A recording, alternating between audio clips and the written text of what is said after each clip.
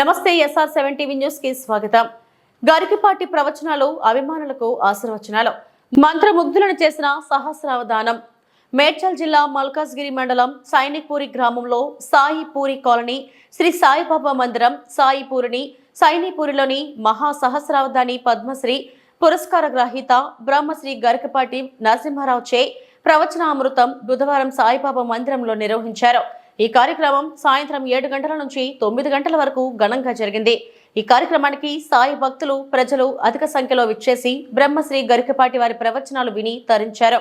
గరికపాటి వారు భక్తి ప్రవచనాలతో పాటుగా ప్రస్తుత సమాజంలోని ప్రజల వింత ప్రవర్తన, పిల్లలు సెల్ ఫోన్ వాడడం వల్ల వచ్చే అనార్థాల గురించి విపులంగా వివరించారు. భక్తులు భగవంతుని భక్తితో పూజిస్తే భగవంతుడు ఎప్పుడూ భక్తజన హృదయాల్లో ఉంటాడని తెలియజేశారు. అనంతరం బ్రహ్మశ్రీ గరికపాటి వారి దంపతులను ఆలయ కమిటీ సభ్యులు ఘనంగా సత్కరించారు. SR7 టీవీ న్యూస్ మేడ్చల్ జిల్లా స్టాఫ్ రిపోర్టర్ పి కొండలరావు. అటువంటి కార్యక్రమాలు ఇంకా చాలా పెండింగ్ లో ఉన్నాయి. దానికి జన సహాయం అవసరం కనుక భక్తులందరూ కూడాను తమ శక్తి కొద్ది విరాళాలు అందించి ఈ మందిర ఫర్దర్ ప్రోగ్రెస్ కి తోడ్పడాల్సిందిగా ప్రార్థన. అదేవిధంగా అడిగిన వెంటనే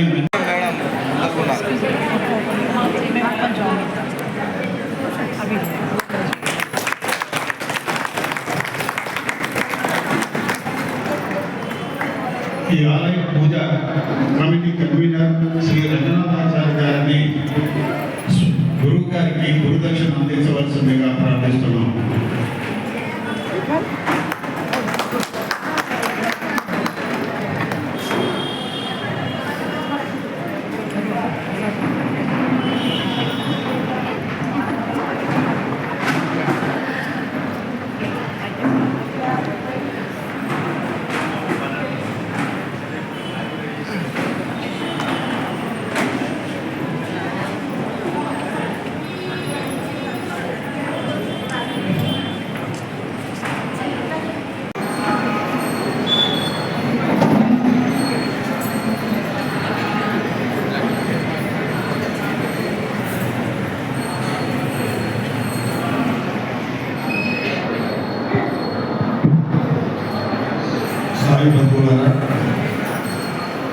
ఇక్కడ ఉన్నటువంటి ఆలయ కమిటీ సభ్యులందరూ కూడా వేదికపైకి రావాల్సిందిగా గురు ప్రవచనాన్ని అందరూ కూడా విని కొంతలో కొంత వాళ్ళ జీవితంలో మార్పు తెచ్చుకునే విధంగా వారు ఇచ్చిన మార్గదర్శకాలని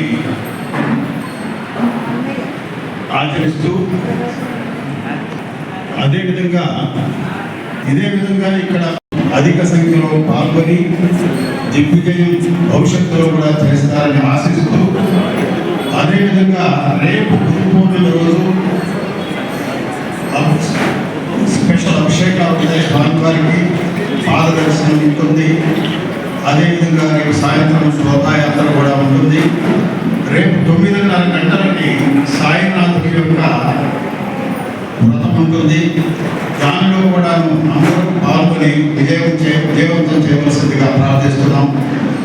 12 తర్వాత అన్నదాన కార్యక్రమం ఉంటుంది. ఇక్కడికి వచ్చినటువంటి భక్తులందరికీ కూడాను మీ అందరికీ తెలుసు, మీ ఆదరాభిమానాలు ధన వస్తు రూపాయలు ఇచ్చినటువంటి కార్యక్రమానికి టేబుల్స్ కూడా అనేక మంది దాతలు ముందుకు వచ్చి డొనేషన్స్ ఇచ్చారు.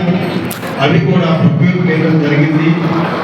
అదేవిధంగా భక్తుల సహాయ సహకారాలతో మోడల్ కిచెన్ కూడా ప్రారంభించడం జరిగింది. దానికి సుమారుగా 16 లక్షల రూపాయలు వ్యయమైంది. అదేవిధంగా భక్తుల సౌకర్యార్థం 2 లిఫ్ట్స్ కూడాను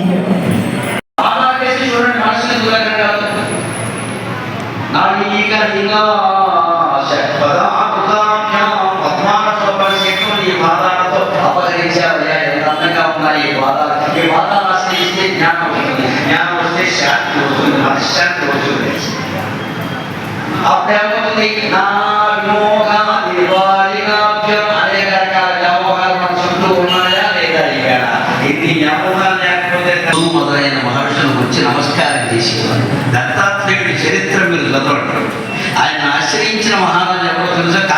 విద్యార్థులు. వాడు ఎటువంటి వాడు తెలుసా? రావణాసురుని గడగడ అడిగించాడు. వాడికి 1000 చేతులు ఉంటాయి. 1000 చేతులతో వాడు నదీ ప్రవాహం ఆపేశాడు. ఆపేయడం మంచిదే. అటువంటి వాడు పోలవరం ప్రాజెక్టు దగ్గరికి పెడితే 1,000 కోట్లు ఖర్చు అవుతాయి. అందుకోసం చెయ్యాలి. కానీ నదీ ప్రవాహం ఎందుకు ఏర్పడు? ఆయనకు 10 మంది భార్యలు ఉన్నారు. అందులో ఒక ఆవిడ కోరింది, ఆవిడ కోసం ఆపడు. ఇదే మంచిమైన పని. నీ ఆవిడ కోసం ఆపుతావా? ప్రజల కోసం ఆపడం మానేసి. నదీ ప్రవాహం ఆపడం తప్పు కాదు. ప్రజల కోసం ఆపుతావా? ఆవిడ ముచ్చలు తెచ్చానికి ఆవిడేదో తీసుకోవాలి ఎందుకంటే ఆపేసాడు. ఎందుకంటే 10 మంది భార్యలు వేసి దరక్షణ రావడం దత్తాత్రేయ చరిత్రలు చూసుకోండి. ఆడుకుంటే నది చూసుకోండి. నదిలో దరక్షణ రాస్తారు కదా. అందులో ఒక నది ఆపేయండి, నా మీద ప్రేమ అంటే ఈ 3 జనం మీద ప్రేమ కోసం ఇది అవసరం. అదే అభిషేకం. అభిషేకం అటువంటి కోరితే ప్రేమ లేదు. నేను అదే చెప్పాలి. పోతాడు. నా పేరు ఏబి శంకర్రావు అండి. ప్రస్తుతానికి సెక్రటరీగా వ్యవహరిస్తున్నాను. ఇది I am one among the founder members of this temple, which has been started about 27 years back. And brick by brick it has been developing and progressing, and today what it is nothing because of cooperation and help rendered by devotees and cooperation extended by the committee members, without which it would have not been possible to this great extent of its progress and development. ప్రతిరోజు కూడాను, ప్రతి గురువారం కూడాను మేము ఇక్కడ అన్నదాన కార్యక్రమాన్ని జరుపుతూ ఉంటాము. దానిలో సుమారుగా 1200 నుండి 1500 మందికి అన్నదాన కార్యక్రమం ప్రతి గురువారం జరుగుతుంది. స్పెషల్ అకేషన్స్లో గణపతి చతుర్థి, గురు పూర్ణిమ, కార్తీక మాసం, అదేవిధంగా యానివర్సరీ ఉత్సవాలలో అధిక సంఖ్యలో భక్తులు పాల్గొని ఆ స్పెషల్ డేస్లో కూడాను అన్నదాన కార్యక్రమం నిర్విఘ్నంగా భక్తుల సహాయ సహకారాలతో ఇప్పటివరకు జరుగుతూ ఉంది. నిర్విఘ్నంగా ఈ మందిరంకి అనేక మంది మహానుభావులు ఫౌండేషన్ నుంచి ఇప్పటి వరకు కూడాను వెయిట్ చేసి వాటి ఇనాగరేషన్లో పాల్గొని, విగ్రహ ప్రతిష్టలో పాల్గొని, ఆ కార్యక్రమానికి స్పెషల్ అతిథిగా షిరిడీ నుంచి ప్రథమ పూజారి కూడాను ఇక్కడ పాల్గొని విగ్రహ ప్రతిష్ట చేయడం జరిగింది. తరువాత ఇక్కడ 3 అంతస్తుల బిల్డింగు నిర్మించడం జరిగింది. అది ఆల్మోస్ట్ పూర్తి కావచ్చిన స్టేజ్లో ఉంది. దీంట్లో 2 ఫ్లోర్లు అన్నదాన కార్యక్రమం, 1 ఫ్లోరు కల్చరల్ కార్యక్రమాల కోసం కూడాను, పూజా కార్యక్రమాల కోసం కూడాను దాన్ని కేటగరైజేషన్ చేయగలిగింది. ఈరోజు గురువు గారు వచ్చారు కదా సార్, అది ఏమేమి తర్వాత అప్పుడప్పుడు ఇటువంటి కొన్ని ఆధ్యాత్మిక కార్యక్రమాలు, ప్రవచనాలు కూడాను అరేంజ్మెంట్స్ చేస్తూ ఉన్నాం. వాటిలో భాగంగానే ఈరోజు గురు పూర్ణిమ సందర్భంగా మహాసహస్రావధాని పద్మశ్రీ గ్రహీత బ్రహ్మశ్రీ గరికపాటి నరసింహారావు గారిని ఆహ్వానించడం జరిగింది. వారి ద్వారా ప్రవచనం కూడాను గురుపాద దర్శనం మీద వారు ప్రవచనం చేయడం జరిగింది. My name is Subramanian. I am the president of Sri Sai Baba Mandir Society. This temple started around 27 years back, and it has gone from pillar to the post. Step by step, our temple, our mandir has gained lot of importance. And he is our secretary, Mr. Shankarrao Garu, and our treasurer, Mr. Chennadi Garu, our committee member, Mr. Satyanarayana Reddy Garu, Reddy Satyanarayana Garu. ఈ temple start చేసి నుంచి ఇంతవరకు అందరూ members they are all together and they work shoulder to shoulder and develop the temple to a very great extent.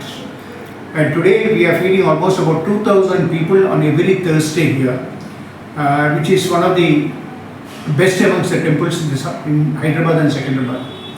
And we are giving all the facilities to the devotees, and we have cultural programs, we have regular spiritual programs, we have a lot of other activities, mega health camp and all. Medical camps.